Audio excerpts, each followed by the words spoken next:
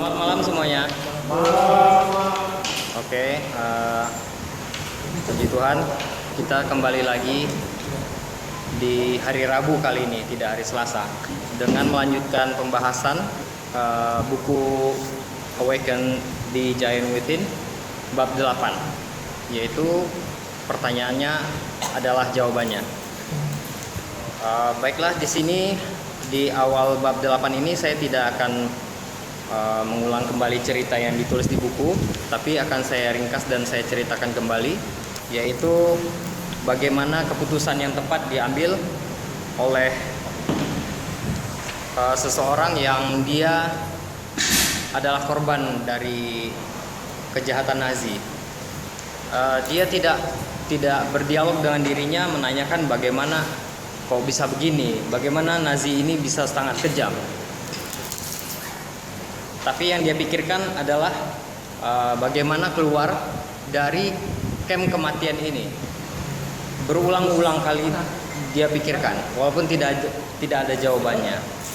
Dan setiap kali dia bertanya kepada teman-temannya, bagaimana keluar dari sini? Temannya mengatakan itu mustahil. Ya pokoknya begitulah. Jadi tidak ada yang percaya kalau ada kesempatan keluar dari sana. Dan akhirnya si Stanislavski Lech ini memanfaatkan mayat-mayat dan dia membenamkan dirinya ke dalam mayat tersebut, dan akhirnya tumpukan mayat itu diangkut oleh mobil Nazi dan dibuang jauh dari camp, dan akhirnya dia bebas.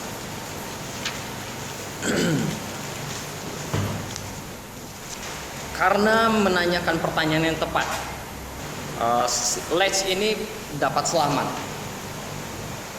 dan kebanyakan orang tidak, hanya dia yang selamat. Jadi kesimpulannya adalah dia menanyakan pertanyaan yang memberdayakan, yaitu sebuah jalan keluar, berulang, walaupun belum menemukan jawabannya, tapi pertanyaan itu tetap diulangnya di kepalanya. Jadi untuk memunculkan pertanyaan di sini tergantung pola pikir kita, tergantung mindset kita yang kita bawa, bagaimana kepribadian kita. Karena teman-teman si Lech miliki di dalam camp itu ternyata tidak memberdayakannya. Jadi di sini dapat disimpulkan adalah pertanyaan kita menentukan pikiran kita. Itu pada sabab di halaman 276. Ada tulisan yang di bold 8 baris dari bawah. Bukan kejadian yang membentuk hidup saya yang menentukan bagaimana perasaan saya dan bagaimana saya bertindak, tapi cara saya menafsirkan dan menilai pengalaman hidup saya. Jadi makna yang dilekatkan pada sebuah kejadian akan menentukan keputusan kita yang akan kita ambil dan tindakan apa yang akan kita lakukan. Di sini Tony sangat berani ngomong tentang takdir. Jadi beliau yakin itulah takdir kita, dari cara kita menafsirkan pengalaman, mengambil keputusan. Bagaimana cara menilai itu? Dan apa sebenarnya penilaian itu? Dari pertanyaan itu adalah pertanyaan yang memberdayakan kita, yaitu pertanyaan yang sering kita tanyakan, haruslah tepat dan harus diulang-ulang, dan itu merupakan jalan keluar. Pertanyaan itu mengarahkan pusat perhatian kita, dan oleh karena itu bagaimana kita berpikir dan bagaimana perasaan kita. Di halaman 278 ada kutipan yang saya rasa penting di paragraf kedua. Pertanyaan tentang apa yang membuat kita semua melakukan, apa yang akan kita lakukan, dan bagaimana kita dapat menghasilkan perubahan dengan lebih cepat dan mudah dibandingkan sebelumnya. Jadi orang yang tidak berhasil itu mungkin mengajukan pertanyaan yang tidak lebih baik dari kondisinya sekarang, begitu ya? Ya, ada yang terjawabkan. Dan hasilnya tidak lebih baik daripada sekarang. Yang pasti orang yang berhasil mengajukan pertanyaan yang lebih baik. Pertanyaan lebih baik dan pasti hasilnya lebih baik. Dan kita jelaskan perbedaannya. Orang yang gagal mengajukan pertanyaan yang tidak lebih baik, sehingga hasilnya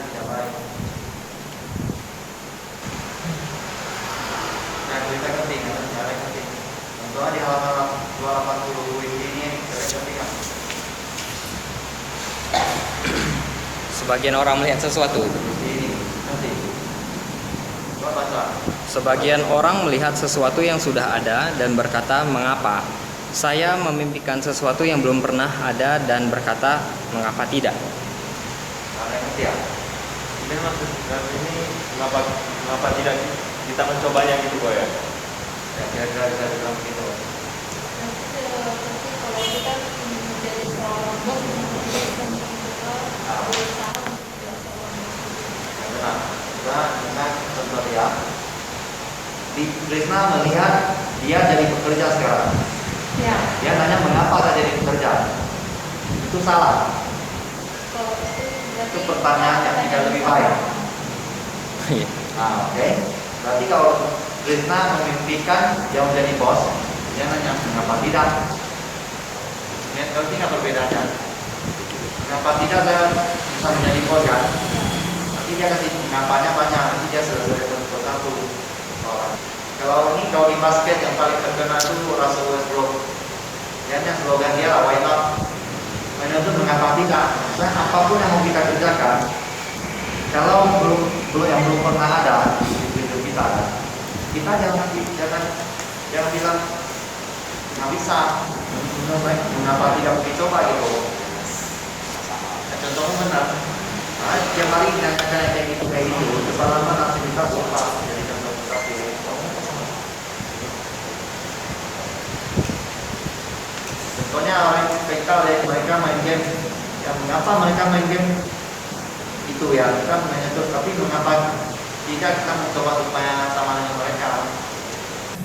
Contohnya Pak Tony kasih kamu belum jalan gitu ya? Nah, tanggal 3 bukan itu. Oh udah buka, Tanggal 3. udah buka ya? Tanggal 3. Belum apa buka? Baik, betul lah kalau Pak Aceh mau kasih kan. Saya nggak main Facebook lah, kalau orang main Facebook saya kirim gambar Bapak Bunga gratis. Kalau bisa Facebooknya kirimkan Bapak Bunga saya ke dia kan gratis. Dulu Bapak Bunga belum uang, sekarang nggak perlu lagi. Betul ya. Kalau main Facebook ya, kirim Bapak Bunga dari saya. Cari di Facebook gambar Bapak Bunga, kirim ke Facebook dia, udah selesai. Tanggal 3 ya. Ya, jangan lupa cuma 3 Facebook dia ya. Tapi Berarti udah tahu perbedaannya, pertanyaan yang berkualitas yang akan lebih baik menciptakan hasil lebih baik. Berarti kalau bisa saya simpulkan, yang sampai di pembahasan ini, ciri-ciri pertanyaannya tuh yang sampai di pembahasan ini ya kok, itu pertanyaan yang membawa kita keluar dari tempat ini gitu ya, keluar dari posisi ini sekarang gitu. Ya, dan tempat yang kita mau tuju. Iya. Tempat yang kita mau tuju itu kalau ada contohnya sudah bagus, kita tinggal mencontoh. Kalau tidak ada contohnya kita menciptakan sendiri. Mengapa tidak kita pergi ciptakannya? Contohnya yang cerita di Pulau Mati itu, ya kalau tanya tuh mengapa saya di Pulau Mati di sini? Nggak bisa. Ya nanya mengapa kita mencobanya untuk keluar dari penjara ini gitu. Saya lanjutkan. Perbedaannya di sini adalah pertanyaan yang selalu kita tanyakan. Apakah menanyakan pertanyaan yang memberdayakan kita setiap hari? Apakah mempertanyakan apakah kalau kita membuat pertanyaan yang memberdayakan kita kok setiap hari itu masuk di dalam getaran pikiran ya? Masuk ya kok ya? Masuk. Getaran pikiran dari orang sekitar kita. Maka ini kita ketemu Tommy lah, ya kita bilang mengapa kita ingin mencobanya. Dari situlah dia akan berpikir mau coba. Nanti kita kasih tahu satu orang, semua orang, nanti semua orang idenya digabungkan. Lama-lama jadi. Iya. Oke, saya lanjutkan lagi. Itu ada di halaman 281 di tulisan yang dicetak tebal.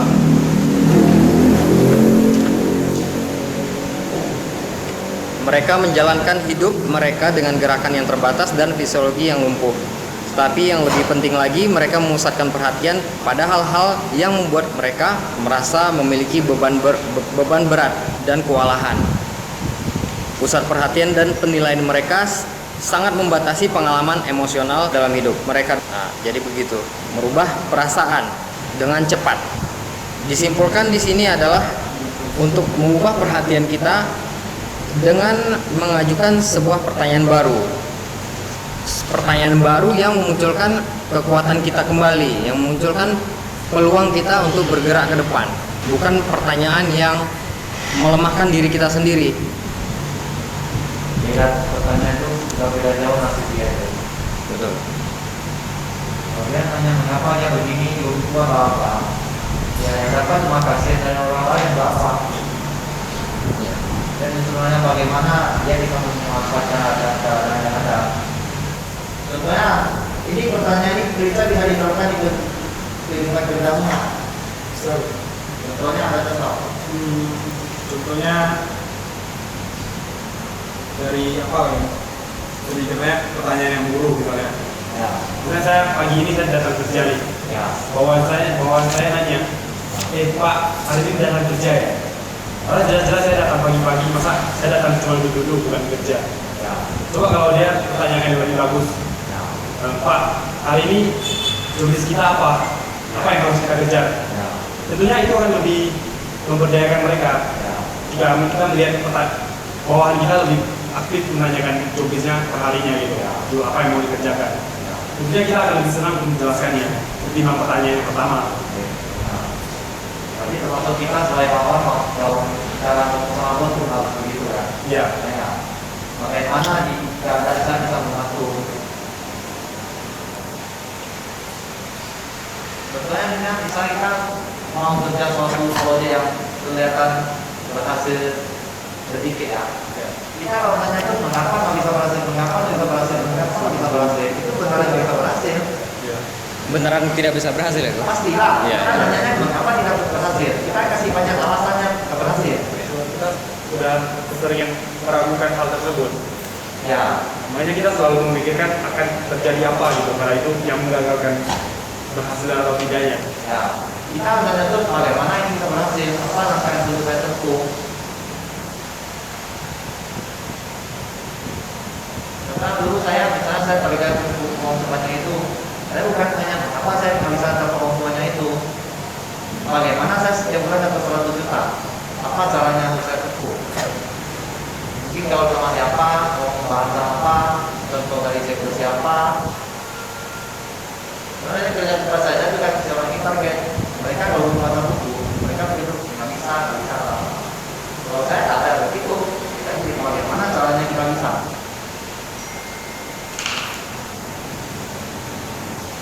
Kalau ini harusnya kalau Filipina ada ikut seminar BCA, mungkin ada yang kayak gini kalau menurut saya.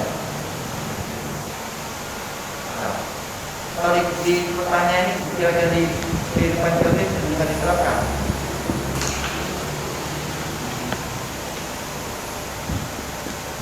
Ya, mungkin kalau di kantornya sama tuh kayak contoh kita tadi. Sama ya. Kurang lebih sama kalau untuk kerjaan sehari-hari kok. Oke. Yang kemudian yang sukses itu yang kayak tipe yang mana? Sukses gimana? Yang sukses itu tipe orang pertanyaan kayak mana? Pasti pertanyaan yang arahnya positif. Arahnya memberdayakan. Ya, arahnya memberdayakan dibanding pertanyaan yang pertanyaannya udah ngarahnya buruk gitu. Ya, udah hampir pasti biasa kenyataannya begitulah ya. Kalau kita mau contohkan ke Pak Awi lagi, tertawa nanti kita, masalah cewek, nggak bisa, apa? Itu kalau bisa dapat cewek, biasa Tuhan kena komplain maksudnya. Di halaman 283 di baris sebelum paragraf 2, di situ adalah dialog si Mitchell kepada dirinya sendiri. Apa yang masih saya miliki? Jadi saya rasa kita juga harus menanyakan ke diri kita pertanyaan yang sama ketika kita ingin melakukan hal yang lebih baik. Lalu siapa sebenarnya diri saya? Apakah sebenarnya hanya tubuh saya atau apakah saya sesuatu yang lebih dari itu? Apa yang bisa saya lakukan sekarang yang bahkan jauh lebih besar dibandingkan sebelumnya? Di halaman 286 di tulisan yang dicetak tebal, ingatlah bukan hanya pertanyaan yang Anda tanyakan, tapi pertanyaan yang tidak Anda tanyakan yang membentuk takdir Anda. Jadi salah pertanyaan kita jadi terpuruk, tidak bertanya kita terpuruk juga, gitu. Balik lagi ke penilaian ini sepertinya, ya kok ya. Jadi untuk memunculkan pertanyaan yang memberdayakan kita, di sini halaman 287 di kutipan di garis dicetak tebal, kekuatan apa yang Anda keluarkan dengan mengajukan beberapa pertanyaan yang sama-sama sederhananya tapi sangat baik. Nah, itu pertanyaan yang pertama. Ketika kita mau mengeluarkan atau ketika kita mau membuat pertanyaan yang mau memberdayakan kita. Lalu di sini sifat pertanyaan itu adalah tidak berubah-ubah, selalu sama. Seperti seperti tulisan tebal yang di paling bawah, masih halaman 287, hidup yang sangat berkualitas berasal dari pertanyaan berkualitas yang tidak berubah-ubah. Jadi ketika kita mendapatkan sebuah pertanyaan yang memberdayakan, pertanyaan itu jadi baku untuk kita pakai terus. Contohnya di sini diberi contoh di halaman 228, ketika orang tidak bisa menurunkan berat badan atau mungkin melakukan hal lain yang di paragraf kedua. Bukan karena mereka tidak bisa, tapi karena rencana mereka untuk menilai apa yang harus dimakan itu tidak mendukung mereka. Jadi ketika mereka mau menurunkan berat badan, yang menjadi masalah di mereka adalah saya mau makan apa? Jelas ini pertanyaan yang tidak memberdayakan. Makanan yang harus dihindari apa? Jadi mereka fokus ke makanan yang harus dihindari. Lalu mereka ingin mencoba sesuatu kesenangan, yaitu makanan manis, begitu kan? Padahal kita tahu kalau misalnya kita diet, kita dilarang makan yang manis, gitu kan? Gula kita kurangin. Jadi pertanyaannya seperti ini tidak mengeluarkan kita dari tempat kita tersebut. Jadi pertanyaannya harusnya adalah makanan bergizi apa yang cocok untuk saya makan. Lalu makanan ringan apa yang bisa saya makan sambil memberi saya energi. Lalu setelah kita membuat pertanyaan yang memberdayakan itu, lalu kita hubungkan dengan kerugian besar seperti apa kalau misalnya kita tidak melakukan itu. Jadi dikaitkan lagi dengan kepedihan dan kesenangan agar lebih kuat. Masuk di halaman 289, bagaimana cara kerja pertanyaan tersebut. Pertanyaan dengan cepat mengubah apa yang sedang kita perhatikan, dan oleh karena itu bagaimana perasaan kita jika kita terus bertanya kenapa kita depresi, kenapa orang tidak menyukai saya, itu tidak akan mengeluarkan kita dari masalah. Jadi kita harus mengubah keadaan kita, bagaimana kita bisa lebih dicintai. Jadi pertanyaan yang pertama itu maksudnya adalah dengan cepat mengubah kita. Lalu saya lanjutkan lagi di halaman 290. Pertanyaan itu bukan hanya sekedar membuat kita bersemangat. Kita di sini dapat mengubah perasaan kita seketika hanya dengan mengubah perhatian kita. Lalu langkah ketiga yang bisa kita ambil, kita bisa mencontoh pertanyaan orang yang menjadi contoh kita. Misalnya kita ingin bisa seperti atlet itu, ya kita harus mencontoh mereka. Pertanyaan-pertanyaan seperti apa yang mereka buat dalam hidup mereka, begitu. Itu ada di halaman 292 di paragraf yang terakhir. Tidak terlepas dari pertanyaan itu membuat kita bahagia. Lalu yang kedua di halaman 294, pertanyaan mengubah apa yang kita hapus. Di sini terangkan kalau manusia itu katanya makhluk penghapus. Maksudnya adalah tanpa sadar kita membatasi jumlah kejadian yang kita perhatikan dalam waktu bersamaan. Jadi kita tidak fokus ke hal yang lebih penting. Jadi maksudnya di sini adalah ketika kita merasa tidak berdaya atau kita sedih atau kita tidak bersemangat, itu alasannya karena kita sedang menghapus alasan-alasan kita untuk senang. Jadi kita harus ingat list yang kita bikin kemarin. Semakin banyak listnya, semakin banyak alasan untuk kita bersenang-senang. Berarti ini kan pertanyaan mengubah apa yang kita hapus. Jika pertanyaan kita benar, kita hapus hal yang tidak memberdayakan kita. Ya. Tapi kebanyakan contoh kenyataannya orang selalu nanya pertanyaan yang tidak memberdayakan dia. Sehingga dia tutup ya, dan juga tutup pintu dia dan juga tutup nasib dia, sehingga membutuhkan diri dia gitu. Kalau pertanyaan aja itu bisa berubah nasib. Nah, makanya di garis kepala yang 295 ini dia bilang, pertanyaan adalah sinyal laser dari kesadaran manusia. Pertanyaan memusatkan perhatianmu dan menentukan apa yang Anda rasakan dan lakukan. Berarti kesadaranmu, kalau ada kesadaran, sinyal lasernya ke arah yang tidak memberdayakan, ya sudah pastilah hasilnya tidak memberdayakan. Di halaman 298 yang digaris tebal, yang dicetak tebal maksudnya, pertanyaan yang lebih baik yaitu bagaimana saya bisa mengubah keadaan ini. Jadi yang harus diingat di sini adalah keyakinan kita mempengaruhi pertanyaan yang bahkan kita pertimbangkan. Di halaman 300 di subbab yang di bawahnya pertanyaan pemecah masalah. Maka kuncinya adalah membuat sebuah pola pertanyaan yang tidak berubah dan memberdayakan kita. Ini lagi yang diulang. Jadi pertanyaannya bukan apa yang akan mendapatkan masalah, tapi bagaimana menghadapi masalah tersebut ketika masalah itu muncul. Contohnya ketika kita ingin mencoba hal-hal baru, yang kita pertanyakan di sini bukan bagaimana kalau misalnya saya gagal, atau bagaimana kalau misalnya saya melakukannya dengan lama daripada orang lain, tapi pertanyaan adalah bagaimana saya bisa ke titik itu maksudnya. Nah, di sini ada pertanyaan pemecah masalah di halaman 302. Jadi ketika kita merasa masalah itu sangat besar dan berat, pertanyaan ini kita ajukan ke masalah kita tersebut. Yang pertama, apa hebatnya masalah ini? Yang kedua, apa yang belum sempurna? Yang ketiga, apa yang saya sedia lakukan untuk membuatnya seperti yang saya inginkan? Dengan lain kata, merubahnya. Yang keempat, apa yang saya tidak lagi bersedia lakukan untuk membuatnya seperti yang saya inginkan? Yang kelima, bagaimana saya dapat menikmati prosesnya sementara saya melakukan apa yang harus dilakukan untuk membuatnya seperti yang saya inginkan. Kalau kasih contoh posisi yang memberdayakan bagaimana, yang tidak memberdayakan bagaimana. Jika kegiatan masalah setiap kali kita ketemu lewat sini.